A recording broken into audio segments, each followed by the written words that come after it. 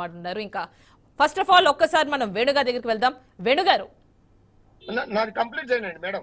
ఓకేనండి, you may continue. ఒకసారి వేణుగారు మాట్లాడే ముందు మాట్లాడండి. శేషయ్య గారి మాట్లాడే ముందు అసలు గొడవ ఎక్కడ వస్తుందండి? తెలంగాణ రాష్ట్రానికి బిల్లు ప్రవేశపెట్టినప్పుడు తెలంగాణ వద్దని చంద్రబాబు నాయుడు గారు తెలంగాణ వద్దని అక్కడ ఆమరణ నిరాహార దీక్ష చేస్తే అందులో ఉన్న ఒక సమైక్యవాది ఈ రేవంత్ రెడ్డి గారు. కాబట్టి రేవంత్ రెడ్డి గారు కేసీఆర్ గారి మీద మాట్లాడే అర్హత ఎక్కడ ఏ కోచాన లేదు. ఎందుకంటే ఆయన తెలంగాణ రాష్ట్రం రావడమే ఇష్టం లేని ఒక అది. మళ్ళీ దానికో తోడు ఇప్పుడు రేపు 12వ తారీఖు సుప్రీంకోర్టులో కేసు ఉంది. ఆయన నోటుకు ఓటు కేసులో దొరికిన ఒక దొంగ ఇప్పుడు ఈ తెలంగాణ రాష్ట్రానికి ముఖ్యమంత్రి. కాబట్టి రేపు 12వ తారీఖు ఏదో ఒకటి అవుతుంది. గవర్నమెంట్ ఖచ్చితంగా కూలిపోక తప్పదు. ఇది అర్థం కావటం లేదు కాంగ్రెస్ నాయకులకు. వాళ్ళు ఒక కక్షపూరితమైన ధోరణి అవలంబిస్తున్నారు. ఎంతమంది మా ఎమ్మెల్యేల మీద, మా మాజీ ఎమ్మెల్యేల మీద, మా కార్పొరేటర్ల మీద ఇష్టం వచ్చినట్టు కేసులు పెట్టి ఇప్పుడు బాలక సుమన్ గారి మీద అంటే వాళ్ళు తిట్టడం ఏమి ఇబ్బంది లేదు. మేము మాత్రం ఒక ఉద్యమ నాయకుడిని తిట్టడానికి మేము రివర్స్ కౌంటర్ ఇస్తే మాత్రం మీద కేసులు పెడతారు. కాబట్టి కేసులకు భయపడేటోళ్ళము తెలంగాణ ఉద్యమకారులకు కాదు. మేము తెలంగాణ కోసం, తెలంగాణ రాష్ట్రం కోసం మా ప్రాణాలు సైతం లెక్క చేయకుండా పోరాటం చేసిన వాళ్ళం. కాబట్టి ఈ రేవంత్ రెడ్డి లాంటి వాళ్ళను ఇక్కడ ఉన్న కొంతమంది కాంగ్రెస్ లో ఉన్న కొంతమంది దొంగల్ని ఇక్కడ నుంచి తరమడానికి మాకేమి పెద్ద పనేమి కాదు. కేసీఆర్ గారు ఓపిక కూడా అన్నాడు, ఓపిక పట్టండి వాళ్ళే తీసుకుంటున్నారు, వాళ్ళ పని అయిపోతుంది, మీరేం బాధపడకండి, త్వరలోనే మళ్ళీ మన ప్రభుత్వం వస్తుంది అన్నారు. ఖచ్చితంగా మా ప్రభుత్వం ఎందుకు వస్తుంది అంటే మీరు చెప్పిన 420 అబద్ధాలు ఒక్కటి కూడా అమలు కావు. రామూర్తి గారు 6 గ్యారెంటీలు ఒక్కటి. రామూర్తి గారు అంటే ఇంతకు ముందు మీరు అన్నారు 12వ తారీఖు సుప్రీంకోర్టులో హీరింగ్ ఉంది, ఓటుకు నోటు కేసు అని చెప్పి. ఆ తర్వాత రేవంత్ రెడ్డి పని అయిపోయింది, ప్రస్తుతం ఉన్న రేవంత్ రెడ్డి గవర్నమెంట్ సర్కార్ పని అయిపోయిందని ఇలాంటి వ్యాఖ్యలే కడియం శ్రీహరి కావచ్చు, హరీష్ రావు కావచ్చు, వీళ్ళిద్దరు కూడా చేస్తున్నారు. అంటే అంత బలంగా నమ్ముతున్నారు కాబట్టి ఇప్పుడు మీ పార్టీ నుంచి వెళ్లి కాంగ్రెస్ లో జాయిన్ అవుతున్నారు కాబట్టి మీకు అదే ట్రిగరింగ్ పాయింట్ గా ఉందంటారు. అది ఈ తెలంగాణ రాష్ట్రానికి వచ్చిన దరిద్రం అంటున్నా. ఈ రాష్ట్రానికి వచ్చిన దరిద్రము. ఇట్లాంటి దొంగలని ఇంకా మనము శారదీలిసి ఆయన మాట్లాడుతుంటే మనం వింటున్నాం. ఈ రాష్ట్రాన్ని వద్దన వాడు, ఈ రాష్ట్రం కోసం డబ్బులు కట్టలతో దొరికిన వాడు ఇప్పుడు ముఖ్యమంత్రి. ఆయన ముఖ్యమంత్రి అయితే భాష మంచి కొత్త మాట్లాడుతూ ఉద్యమకారులకు మంచి భాష వస్తుంది. అయ్యా అంటాం, కాలు మొత్తం అంటాం, అయ్యా నువ్వు చేసిన పనులు అమలు చేయమంటాం. భాష ఎప్పుడైనా ఎదుటోడు ఒక ముఖ్యమంత్రి హోదాలో ఉన్నవాడు మంచిగా మాట్లాడితే మేము కూడా చాలా ఉందాగా మాట్లాడతాం. మేము కూడా చదువుకున్న వాళ్ళం, మేము కూడా ఎంకామ్ ఎల్ఎల్బి చదువుకున్న వాళ్ళం. తెలంగాణ కోసం చాలా సార్లు జైలుకు పోయినాం. రామూర్తి గారు ఇక్కడ ఒక్కసారి వేణు గారికి కూడా అవకాశం ఇద్దాం, తర్వాత మీరు మాట్లాడదురు. కానీ వేణు గారు విన్నారు కదా, ఏం మాట్లాడతారు? మిత్రులు ఎవరు మాట్లాడుతున్నా తెలియదు కానీ వరుస పెట్టినట్టు. రామూర్తి గారు అండి, బీఆర్ఎస్ నేత.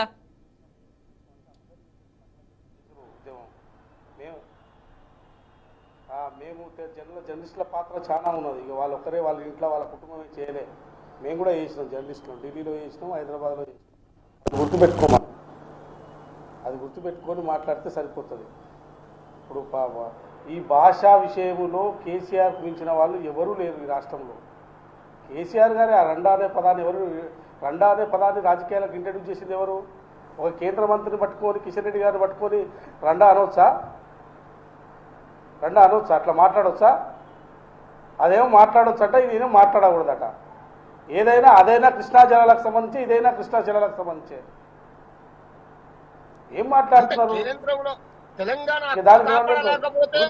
ఉద్యమం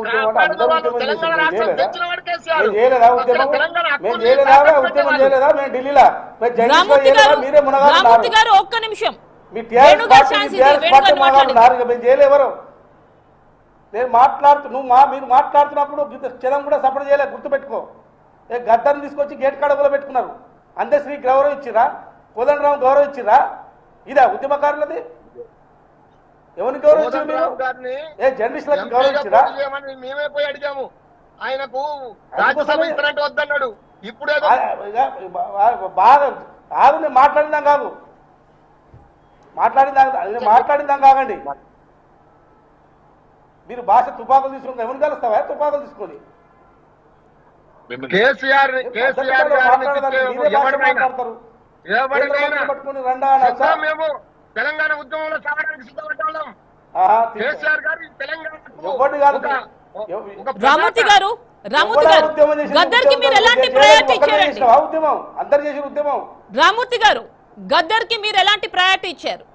అంటే ఇప్పుడు కాంగ్రెస్ గవర్నమెంట్ అయితే నంది అవార్డుల పేరునే మార్చేసి గద్దర్ అవార్డ్స్ గా ప్రకటించేసింది ఆల్రెడీ. రేవంత్ రెడ్డి ఈ మేరకు నిర్ణయం తీసుకున్నారు. మీరు ఎలాంటి గౌరవం ఇచ్చేది గద్దర్?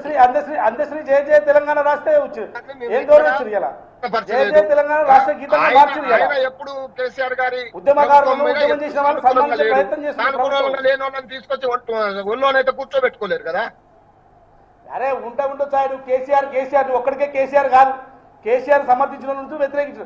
కేసీఆర్ సమర్థించినప్పుడు సమర్థించు, వ్యతిరేకించినప్పుడు వ్యతిరేకించు కాదు. 1991 మాట్లాడాలని ఎవరు అప్పుడు కాల్సింది? ఇప్పుడు ఎట్లున్నదంటే హత్య చేసిన వాడే సంతాప సభలు పెట్టినట్టున్నది వీళ్ళ దుర్మార్గమైన చర్యలు. వీళ్ళు మళ్ళా గద్దర్ గారి గురించి మాట్లాడతారు. ఇది ఎక్కడ అన్యాయం? దీన్ని మాట్లాడుతున్నాం మాట్లాడుతున్నారు. ఆ కాంగ్రెసే లేకుంటే తెలంగాణ లేదు. ఆ కాంగ్రెసే లేకుంటే తెలంగాణ లేదు. రామూర్తి గారు ఉద్యమంతోనే తెలంగాణ వచ్చింది అనేది కేసీఆర్ చెప్పే మాట. మరి అలాంటి ఉద్యమంలో చాలా కీలక పాత్ర పోషించిన గద్దర్ కి ఎలాంటి ప్రాధాన్యత దక్కింది? ఇదేనండి నేను అడుగుతున్నా.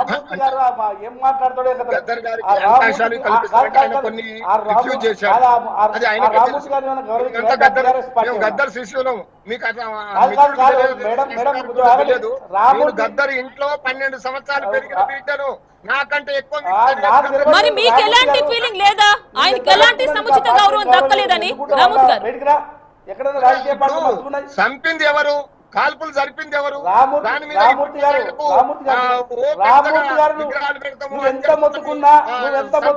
పెట్టేది ఎవరు? అంటే చంపిన వాడే సభలు పెట్టాడు. 10-15 ఏళ్ళ రామూర్తి గారు నేను 20 ఏళ్ళ నుంచి చూస్తున్నా. నువ్వు ఆ పార్టీలో ఉంటే నీకు ఆ గౌరవం లేదు, ఏం లేదు. నువ్వు ఎక్కడ పో, నీకు ఆ గౌరవం లేదు ఆ పార్టీలో. నువ్వు ఎందుకు నేను పదవుల కోసం మిత్రమా, మేము పదవుల కోసమో దేనికోసమో త్యాగాలు చేసిన వాళ్ళం కాదు. మా జీవితాలు మొత్తం కోల్పోయి తెలంగాణ రాష్ట్రం కోసం కొట్టిన, హైదరాబాద్ లో దెబ్బలు చెంచల్ కూడా జైల్లో ఉన్నా ఇది తెలంగాణ రాష్ట్రం కోసం జరిగిన పోరాటము. ఏదో పదవుల కోసమో ఎమ్మెల్యే అయితమో ఎంపీ అయితమనో చేయలేదు బ్రదర్. మీరు ఇప్పుడు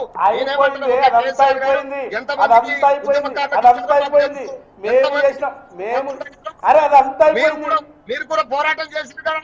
ఓకే, మేము కూడా చూస్తాం కదా. ఉద్యమకారులకు ఇవ్వండి. చాలా మంది ఉద్యమకారులు పోరాటం చేసిన వాళ్ళు ఉన్నారు. ముఖ్యమంత్రి సమైక్యవాది తెలంగాణ పోరాటాన్ని అడ్డుకున్నవాడు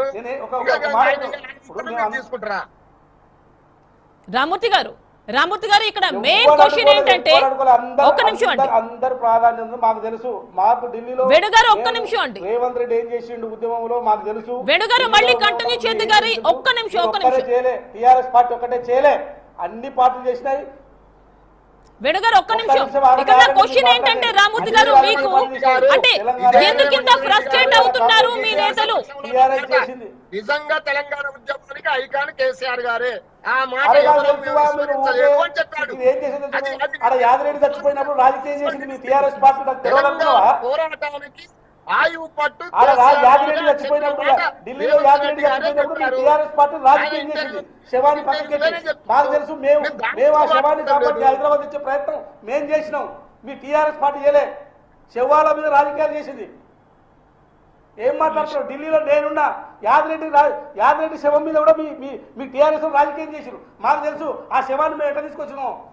మేము తెచ్చింది, జర్నలిస్టులను పంపించింది, హైదరాబాద్ పంపించింది. ఢిల్లీలో ఉండి ఆ శవాన్ని ప్రయత్నం చేసి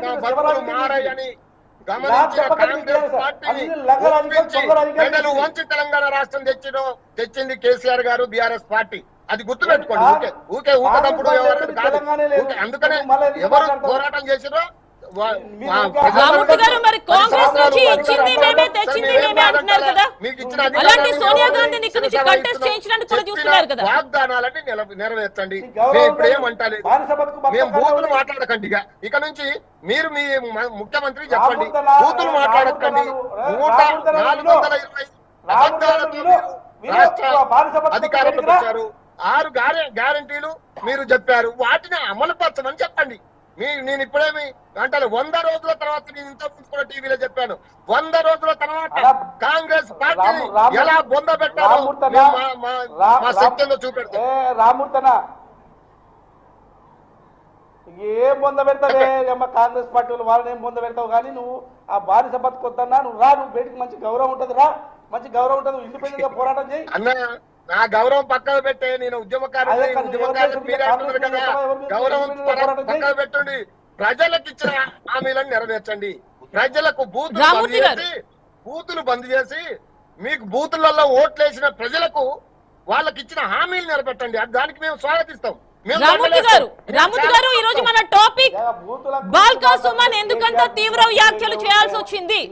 వేణుగారు ఒక్క నిమిషం, వేణుగారు ఒక్క నిమిషం అండి, వేణుగారు ఒక్క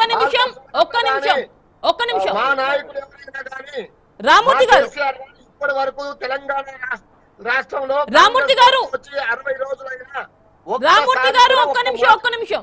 ఈ రోజు మన టాపిక్ బాల్కా సుమన్ అంత తీవ్రంగా వ్యాఖ్యలు చేయడం వెనుక ఉన్నటువంటి ప్రాబ్లం ఏంటి అంటే ఇక్కడ మనకు కనిపిస్తోంది. అంటే కృష్ణా జలాల గురించి ఒక్క నిమిషం అండి, కృష్ణా జలాల గురించి మాట్లాడటమా ప్రస్తుతం హైలైట్ అవుతుంది కదా, లేకపోతే తెలంగాణ రాష్ట్ర గుర్తులు కొంచెం మార్పులు చేయాలని డిసిషన్ తీసుకోవడమా, లేకపోతే కులగణన బీసీ కులగణన మీ టైంలో చేపట్టని బీసీ కులగణన ఇప్పుడు చేపట్టడానికి ప్రతిపాదనలు వస్తున్నాయి దీని గురించా, లేకపోతే రిజిస్ట్రేషన్స్ లో టీజీఎన్ వస్తుంది ఇప్పుడు టీఎస్ తీసేసి మీకు అదేమన్నా బాధ కలిగిస్తోందా? ఇగో మేడం, మేము ప్రజలకు మేమేం చేసినామో 10 సంవత్సరాలు ప్రజల కళ్ళ ముందు ఉన్నాయి. సరే మేము కొన్ని మా కార్యకర్తలకు లేదా మా నాయకులకు ఉద్యమకారులకు డైరెక్ట్ ఇవ్వకుండా ప్రజలందరూ మా మనుషులని మేము అందరికి చేశాము కాబట్టి కొంత మాకు ఆడ నష్టం జరిగింది. మమ్మల్ని ఒక 4 లక్షల ఓట్ల మెజార్టీతో మొత్తం రాష్ట్రంలో మేము ఓడిపోయినాం. 4 లక్షల ఓట్లు 1.8% మాత్రమే. మా శేషయ్య గారు కూడా అది తెలుసు. కాబట్టి నేనేమంటున్నా అంటే, మీరు ముఖ్యమంత్రి అయ్యారు, మీరు దొంగ సాటున ఎంతో మంది కాంగ్రెస్ కురువృద్ధులు ఉన్నా, తెలంగాణ కాంగ్రెస్ పార్టీలో తమ జీవితాలు త్యాగం చేసుకున్న ఎంతో మంది ఉన్నా, మీరు దొంగ సాటున వచ్చి ముఖ్యమంత్రి అయ్యారు. మీరు తెలంగాణ రాష్ట్రాన్ని అడ్డుకున్న వ్యక్తి, మీకు తెలంగాణ రాష్ట్రం రావడమే ఇష్టం లేదు. మీరు తెలంగాణ కోసం డబ్బు సంచులతోటి తెలంగాణ వాదాన్ని నాశనం చేయాలని చూసిన వ్యక్తులు. అంటే రామూర్తి గారు మీ ప్రాబ్లం ఎక్కడుంది? రేవంత్ రెడ్డి సీఎం అవడమా లేకపోతే కాంగ్రెస్ గవర్నమెంట్ రెండిట్లో ఏంటి? ఖచ్చితంగా ఎంటబడతాడు, మీ సంగతి చూస్తాడు. మీకు ఇప్పుడైనా మీరు కేసీఆర్ గారిని తిట్టడం మానేసి మీరు ఇచ్చిన హామీల వైపు మీ యొక్క మనసును పెట్టండి. ఇది ఒక్కటే మేము అడుగుతున్నది. మా కేసీఆర్ గారైనా, మా హరీష్ రావు గారైనా, మా నాయకులు ఎవరైనా కేసీఆర్ గారిని ఎవడైనా ఏ నా కొడుకైనా ఎవడైనా పోరాటంలో ముఖ్యంగా ఈ రాష్ట్రానికి దేవుడు లాంటి ఒక ప్రధాతని కేసీఆర్ గారిని మాత్రం ఒక్క నిమిషం అండి, వేణుగారితో మాట్లాడి చాలా సేపు అయింది, ఆయనకు ఒక అవకాశం ఇవ్వాలి.